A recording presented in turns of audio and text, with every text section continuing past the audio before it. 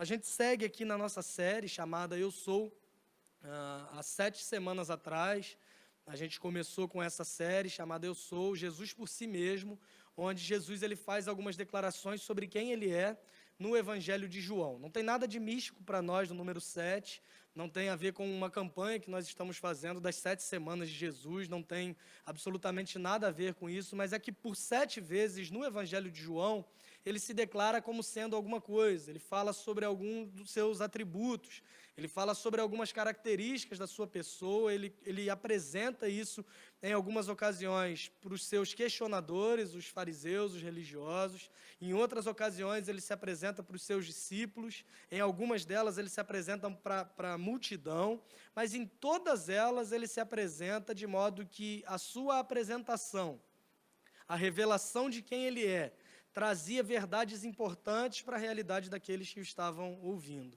Quando, por exemplo, ele é questionado pelos judeus religiosos sobre o pão que vinha do céu, conhecido como maná, que Deus sustentou o povo durante toda a caminhada no deserto, Jesus responde para eles dizendo: eu sou o pão vivo que desceu do céu.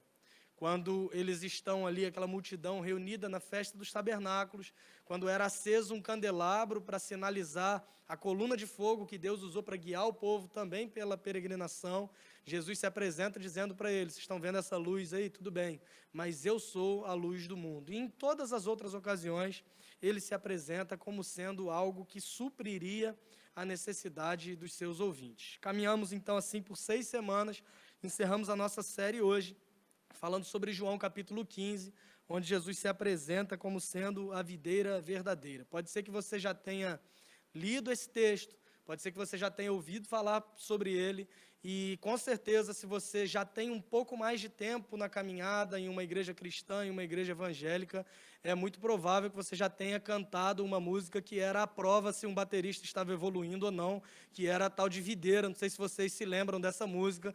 Todo baterista, quando ele começava a melhorar um pouquinho, ele já queria tocar essa música para provar, todo menos o Mateus, obviamente, que ele não tem necessidade disso. Mas todo baterista, quando estava evoluindo, ele queria que cantasse videira em quase todos os cultos, culto de oração, culto de ação de graças, culto fúnebre, onde tivesse oportunidade, ele queria que cantasse aquela música.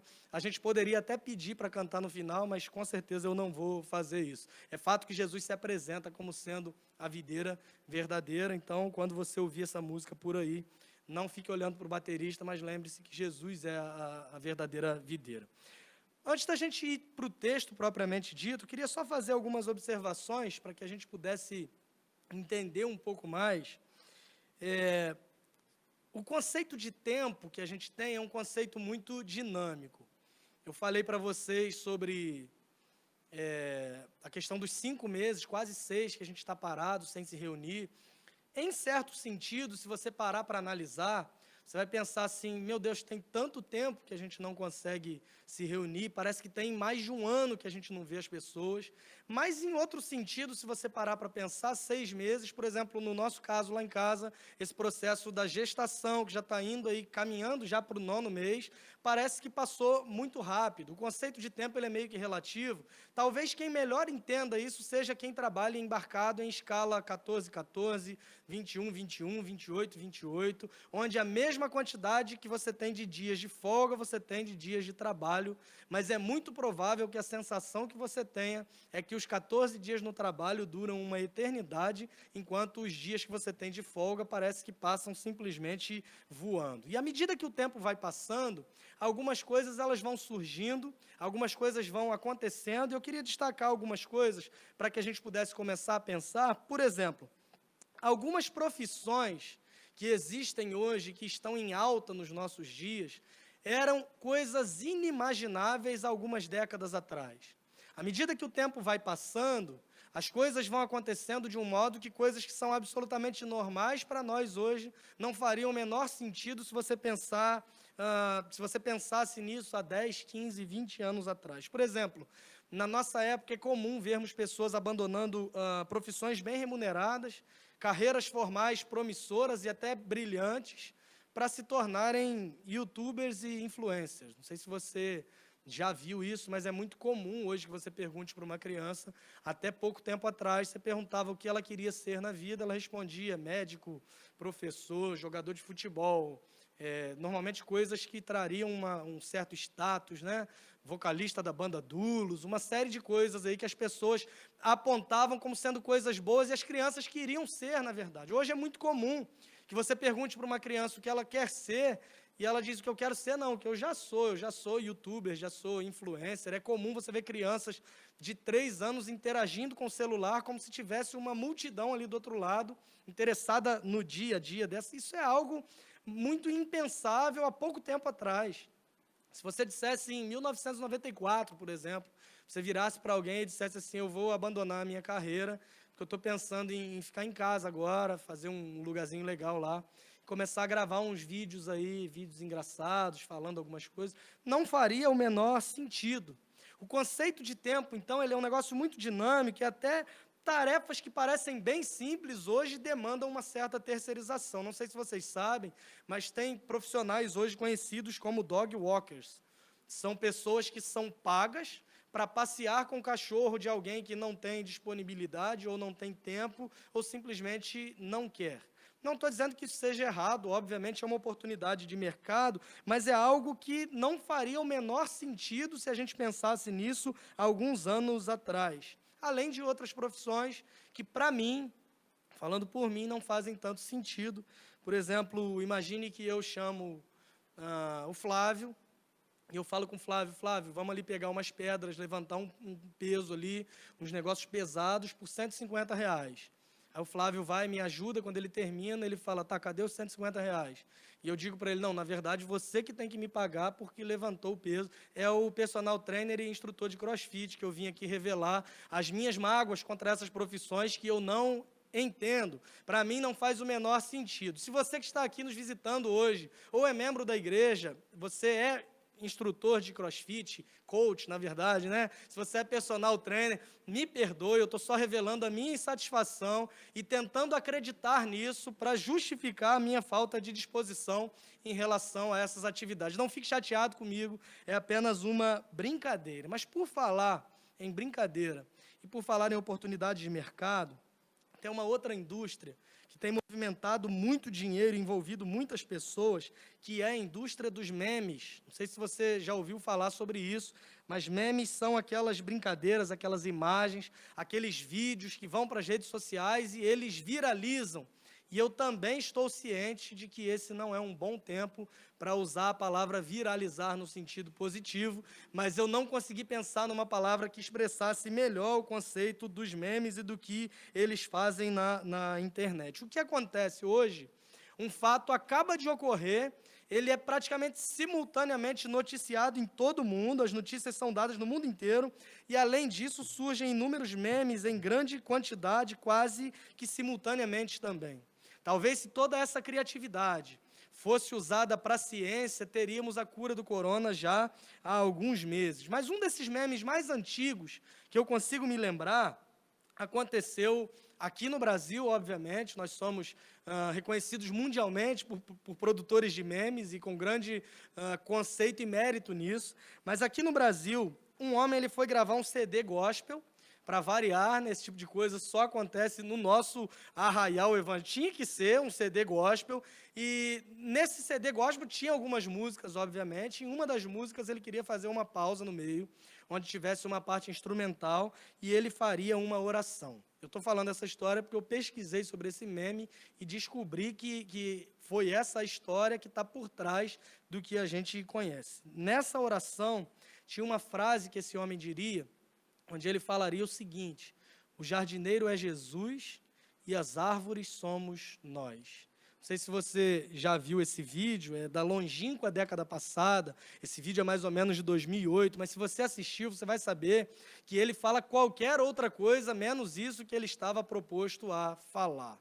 É interessante que esse vídeo ele viralizou, de novo, com perdão da palavra, viralizou sem o advento de WhatsApp e das redes sociais e dos grupos de WhatsApp, onde as pessoas compartilham. Nessa época, por volta de 2008, a única coisa que você recebia, assim, no sentido de meme, era por e-mail, normalmente mandado por alguma tia sua, ou teu sogro, por exemplo, aquelas mensagens de PowerPoint, não sei se você lembra disso, aquelas imagens de flor, de cachoeira, aquela musiquinha de fundo, e dizendo, por exemplo, num slide que começa bem bonito, que você não pode negar Jesus, que você tem que confessar a sua fé em Jesus, porque caso você negue, se você estiver num carro, o carro vai bater, você vai morrer, você vai para o inferno. Era um negócio meio, começava bonito, com as imagens bonitas, e no final era um negócio aterrorizante. Mas por que eu comecei com toda essa história? Porque eu quero que sempre que você tiver acesso a um meme, você procure as verdades bíblico-teológicas por trás desse meme. Obviamente que não. Porque a imagem que Jesus apresenta hoje era uma imagem muito comum para os judeus do primeiro século, ou seja, para a sua primeira audiência. Aqueles homens que estavam ali ouvindo Jesus falar que é a videira verdadeira, eles tinham muito claro na mente dele o que era uma videira, qual o conceito de videira, o que a videira representava para eles, de modo que nós não temos hoje. Então eu fiz toda essa introdução, falando sobre todas essas coisas, para que você, sempre que ouvir esse homem falar que o jardineiro é Jesus e as árvores somos nós, você lembre, primeiro, que ele está errado, e a gente vai ver por que ele está errado, e segundo, que você se lembre que Jesus é a videira verdadeira. Pulando tudo isso, abra sua Bíblia comigo, no Evangelho de João, capítulo 15. A gente vai ler 5 versos desse livro e a gente vai caminhar, à medida que a gente for caminhando na leitura, a gente vai identificando quem são os personagens e o que a palavra de Deus nos ensina por meio dessa história. João, capítulo 15.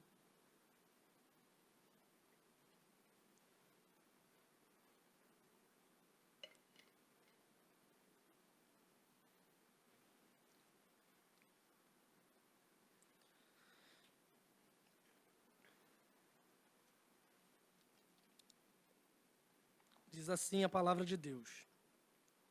Palavras de Jesus, ele que está falando aqui, e começa assim o verso 1. Eu sou a videira verdadeira e o meu pai é o lavrador.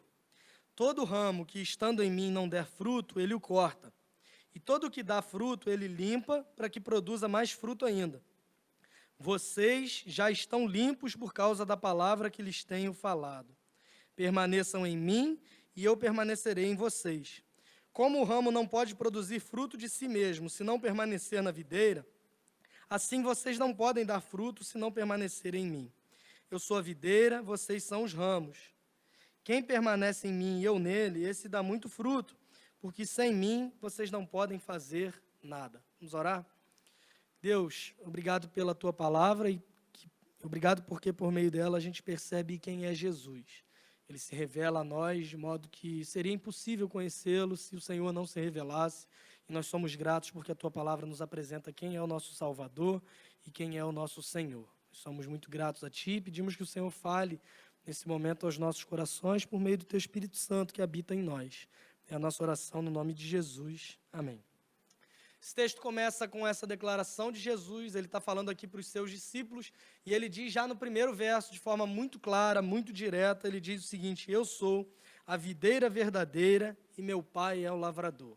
Jesus se apresenta como sendo a videira, a própria árvore, e o lavrador, o agricultor, o jardineiro é o seu próprio pai. Então, a primeira coisa que a gente destaca é que há um erro teológico na oração do irmão, que o jardineiro não é Jesus, o jardineiro é Deus Pai.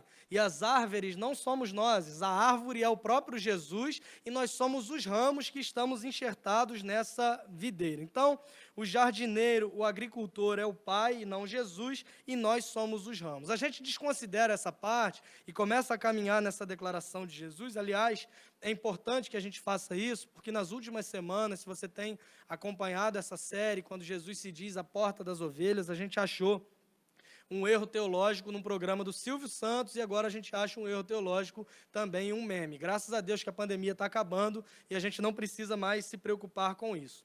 Desconsiderando esse erro teológico do nosso irmão, o que é que esse texto nos ensina? A primeira coisa, esse texto é um texto muito difícil de lidar para aqueles que são identificados como sendo legalistas.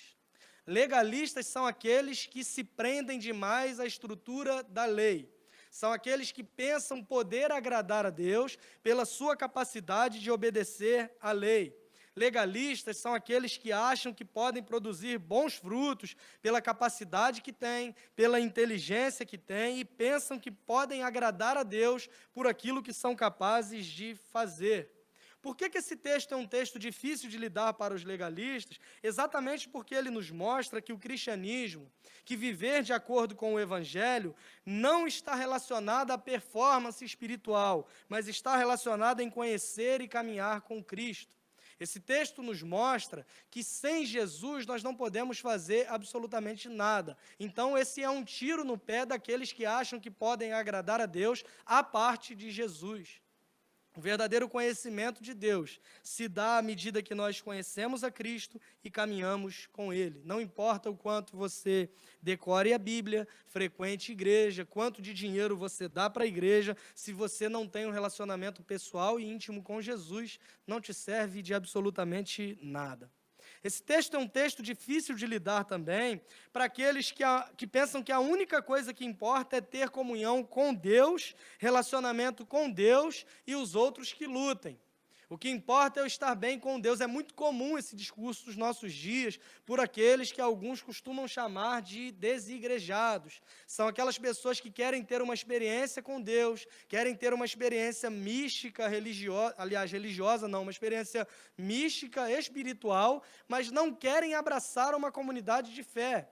Aqueles que dizem que é possível ser um verdadeiro cristão sem estar envolvido com verdadeiros cristãos, desconsideram inúmeros ensinos do Novo Testamento, onde a palavra de Deus nos mostra que devemos instruir uns aos outros, ensinar uns aos outros, amar uns aos outros, suportar uns aos outros, perdoar uns aos outros, e todos esses textos são escritos para igrejas locais, porque essa dinâmica acontece exatamente nos relacionamentos. Esse texto é um tiro no pé dessas pessoas também, porque o texto deixa muito claro que um relacionamento vivo e pessoal com Jesus exige de nós e leva necessariamente a um relacionamento também com o outro, a uma vida de serviço, amor e dedicação em relação ao outro.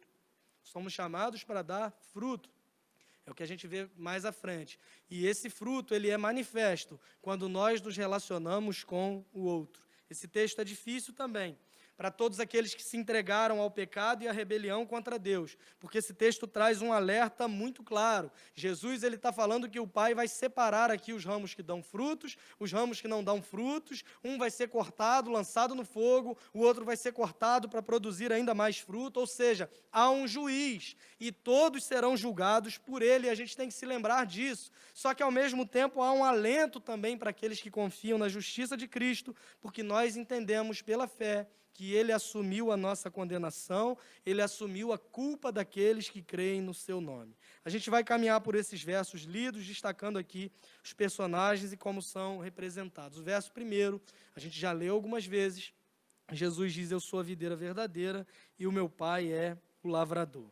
A primeira coisa que a gente consegue perceber nesse texto é que a videira verdadeira é representada aqui pelo próprio Jesus. Como eu disse para vocês, para um judeu do primeiro século era uma imagem muito comum, não só pela agricultura, pelas tradições que eles tinham, mas porque esses homens eram conhecedores da lei.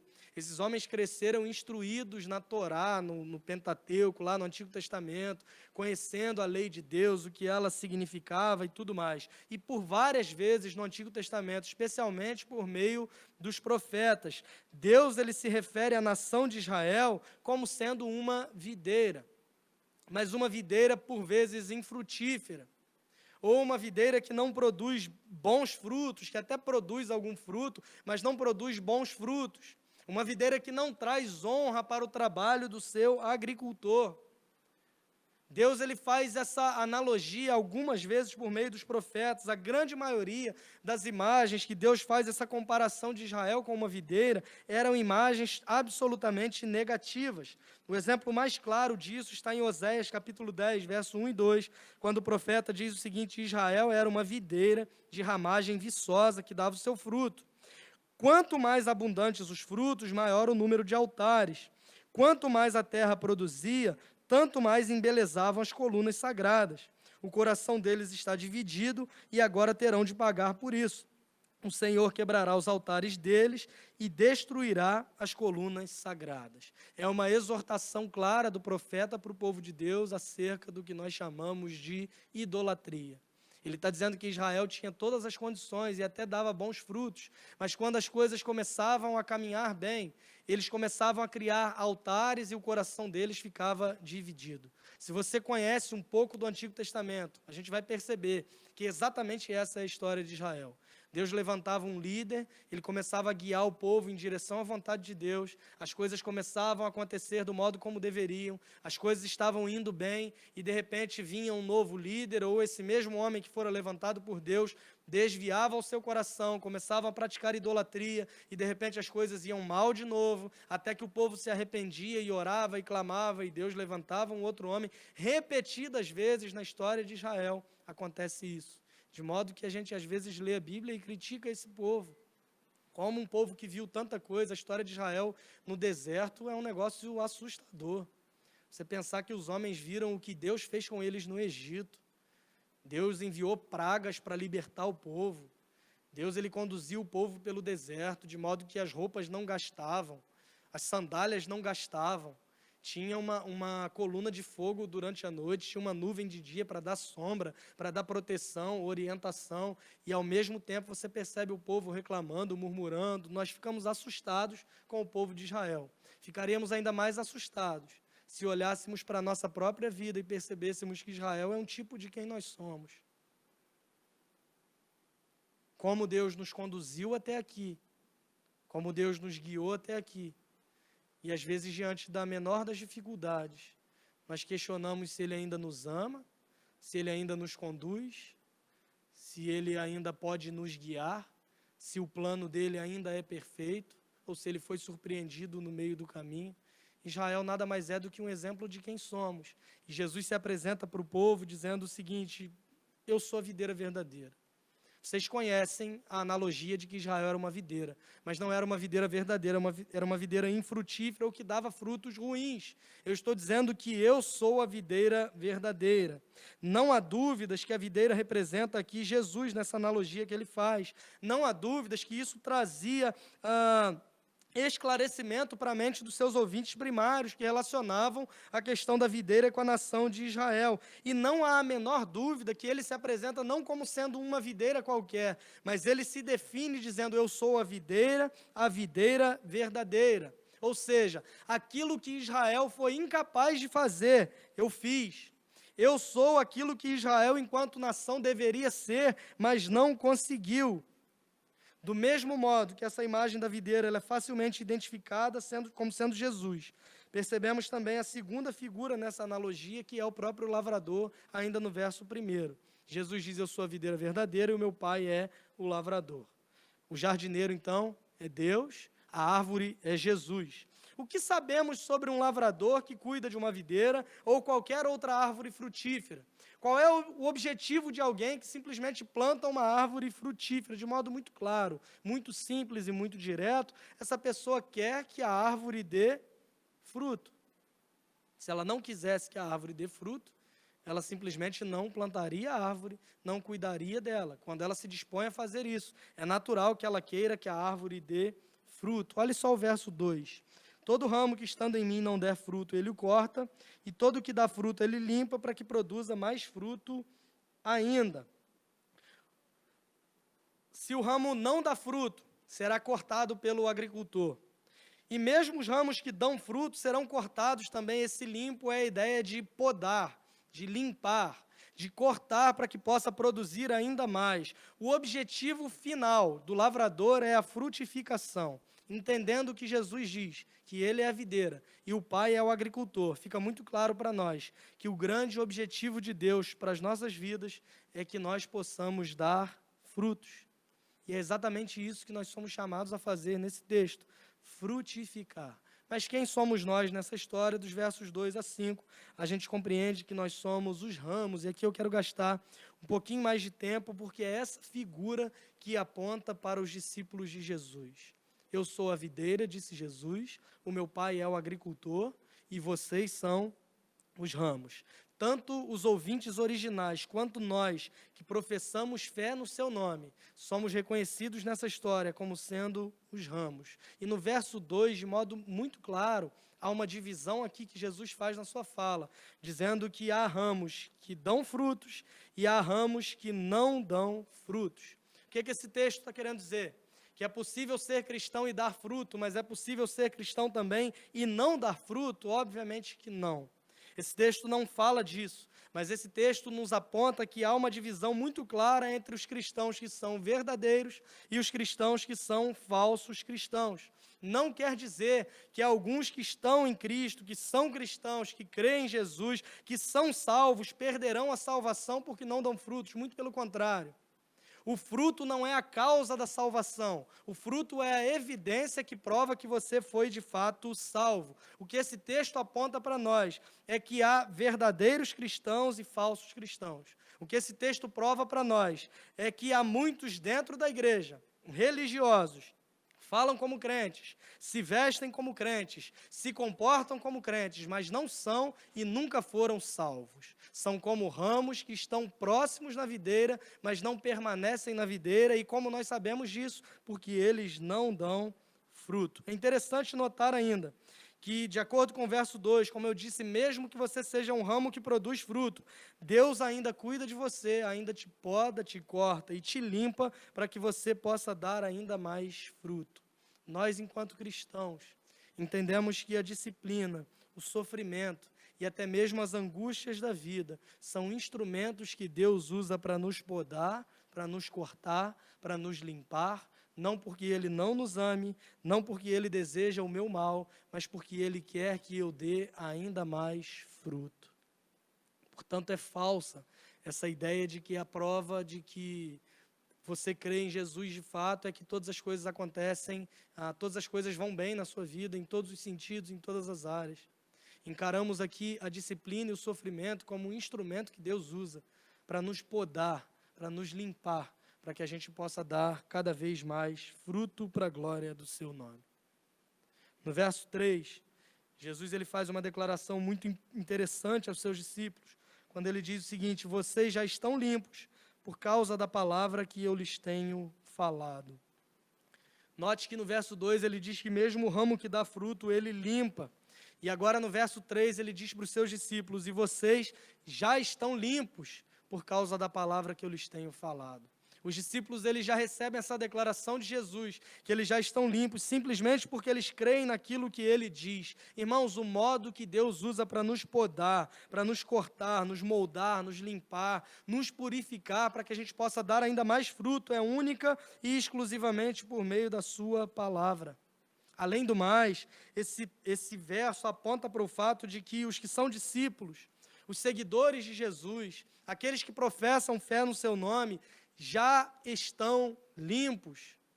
Jesus está dizendo para esses homens, não é que eles seriam limpos um dia, quando vocês morrerem, vocês serão limpos de fato.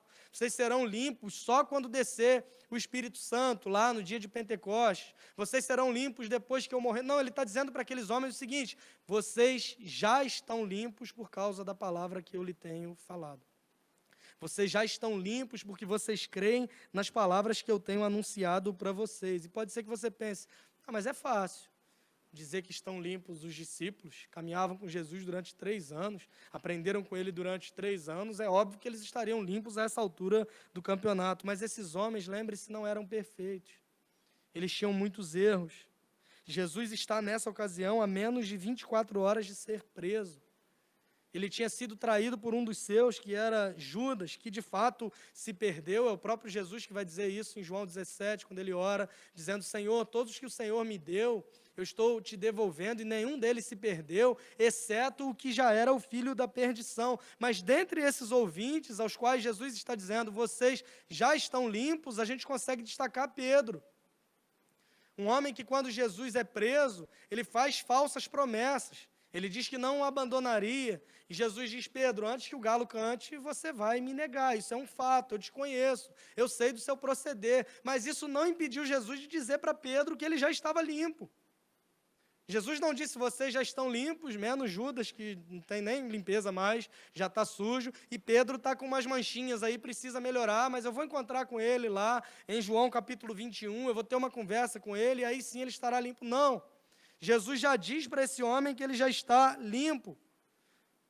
Alguns instantes à frente, quando Jesus fosse preso, Pedro iria, além das falsas promessas, mais à frente ele cortaria a orelha de um soldado. Não sei se vocês se lembram disso, mas ele corta a orelha de um soldado porque ele não queria permitir que o plano de Deus se cumprisse. E é o último milagre que Jesus faz em vida, curar a orelha daquele homem. Nós estamos falando sobre esse Pedro que está ouvindo Jesus dizer para ele assim, vocês já estão limpos. Além de Pedro, os outros, nós criticamos muito Pedro, mas é o único que aparece nos relatos. Os comentaristas bíblicos sugerem que os outros fugiram, se esconderam, desapareceram. Bem comum essa imagem de quando as coisas apertam, não sei, deixa eu me esconder, deixa eu ficar quietinho aqui por enquanto para ver o que vai acontecer. Todos esses homens estão ouvindo essa declaração de Jesus dizendo, vocês estão limpos. E essa declaração ela é tão certeira, porque Jesus não diz que eles estão limpos pelo modo deles procederem, pelas atitudes deles, pelas respostas que eles darão. Mas ele diz, vocês já estão limpos porque vocês creem na palavra. A isso nós chamamos de justificação. Nós somos pecadores imperfeitos como esses homens eram. Mas nós somos declarados justos diante de Deus. Não é pelo que nós fazemos, mas é porque cremos naquilo que Cristo fez por nós, e isso é suficiente para dizer para qualquer pessoa que professa a fé em Cristo Jesus, que ela já está limpa, que ela já está salva, que ela já está segura, porque a segurança e a certeza da salvação não repousam na nossa capacidade de obedecer ou de fazer o bem, mas repousam única e exclusivamente na fé que nós depositamos naquele que fez todas as coisas por nós na cruz do Calvário, o próprio Jesus. Essa declaração de Jesus nos enche de segurança. A Bíblia diz, Paulo escrevendo as cartas para as igrejas, ele diz, algumas ocasiões que os impuros não herdarão o reino dos céus. Mas Jesus diz para os seus discípulos, vocês já estão limpos porque creem na palavra que eu lhes tenho ordenado. Significa então que se eu sou um membro da igreja, eu sou alguém salvo? Não. Há os falsos e há os verdadeiros. O que nos distingue como salvos, como ramos que frutificam ou ramos que não frutificam, é se nós permanecemos em Cristo. Não tem a ver com a nossa performance, com a nossa atuação, mas tem a ver com o poder daquele que fez todas as coisas por nós. O verso 4 nos deixa isso muito claro, quando ele aponta que só há um jeito de saber se alguém é de fato um verdadeiro discípulo de Jesus. E a única forma de saber é se essa pessoa ela dá fruto.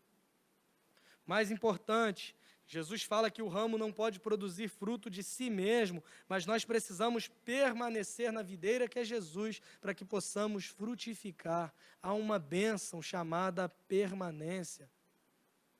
Nós crescemos, quando eu falo nós, eu digo, não sei se é o seu exemplo, mas eu cresci na cultura evangélica, numa igreja evangélica, e a gente cresceu nessa cultura, ou você que está há algum tempo na caminhada de fé, você vai perceber, talvez, assim como eu, que a igreja meio que valoriza demais o conceito do ex. É comum que você passe em algumas igrejas e veja uma placa lá dizendo, vai ter um testemunho aqui de alguém que foi ex-viciado, ex-prostituta, ex-assassino. Eu já vi até ex-morto, não sei se você já viu isso, mas tem faixas também. Fulano vai estar pregando aqui, morreu, tomou 48 tiros, aí tem olho de vidro que o cara tira. Eu não estou desconsiderando isso, ou eu não estou dizendo que isso não seja importante. Ex-bruxo, não sei se vocês já viram, mas só de Pacto da Xuxa já apareceram uns 88 que disseram que fizeram o Pacto da Xuxa. Gente que fala que nome de carro é homenagem a demônio, uma série de coisas. E a igreja meio que tem por tendência a valorizar esse tipo de coisa.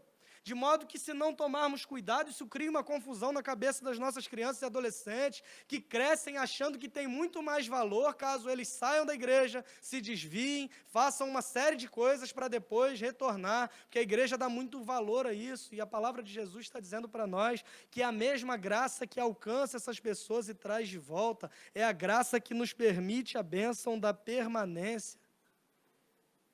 Eu estou dizendo que essas pessoas não frutificam? Não estou dizendo isso. Eu estou dizendo que elas só passam a frutificar depois que elas estão enxertadas na videira que é Cristo Jesus, e que a mesma graça que traz pecadores para o seio da igreja cristã é a graça que preserva pessoas aqui, pecadores também, mas que depositam a fé em Jesus e que recebem a bênção da permanência, porque só dá fruto aquele que permanece em Jesus e que Jesus permanece nessa pessoa. Que fruto é esse? Gálatas 5:22, Paulo escrevendo para essa igreja, ele diz o seguinte, primeiro ele fala sobre as obras da carne, e ele contrasta no verso 22, dizendo, mas o fruto do Espírito é amor, alegria, paz, longanimidade, benignidade, bondade, fidelidade, mansidão, domínio próprio. Contra essas coisas não há lei. E os que são de Cristo Jesus crucificaram a carne com as suas paixões e os seus desejos.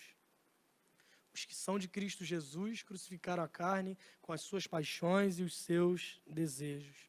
Se estamos em Cristo, o Espírito de Cristo habita em nós. Paulo escreve aos Romanos, no capítulo 8, verso 9, dizendo que se alguém não tem o Espírito de Cristo, essa pessoa não é dele.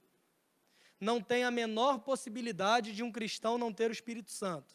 Não tem a menor possibilidade de alguém que se professa cristão não ter o Espírito de Cristo. Então, nós combatemos esse falso ensino de que o Espírito Santo é quem convence, na verdade, esse é o ensino verdadeiro. O Espírito Santo convence a pessoa do pecado, da justiça e do juízo, e ela crê em Jesus, confessa Cristo, e essa pessoa é salva. O falso ensino, que alguns tentam argumentar, é que o Espírito Santo parece que ele sai, para que num segundo momento, quando você buscar, for na vigília, campanha, no monte, uma série de coisas, você receba o que chamam de segunda bênção, ou o batismo com o Espírito Santo, que é um segundo momento onde você vai receber, de fato, o Espírito. Não é bíblico isso.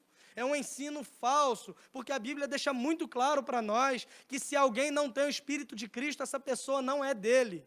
Não tem a menor possibilidade de alguém ser um cristão e ainda estar buscando o encontro com o Espírito Santo, porque é esse Espírito Santo que nos faz crer em Cristo. Não faz sentido. Não faz sentido bíblico e não faz sentido lógico.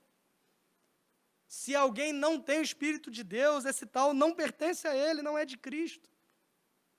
Mas nós que estamos nele, que cremos em Jesus, que permanecemos nele, que estamos firmados nele, nós temos a certeza de que o Espírito Santo de Deus habita em nosso coração, no nosso corpo, nos capacitando para que a gente possa dar ainda mais fruto.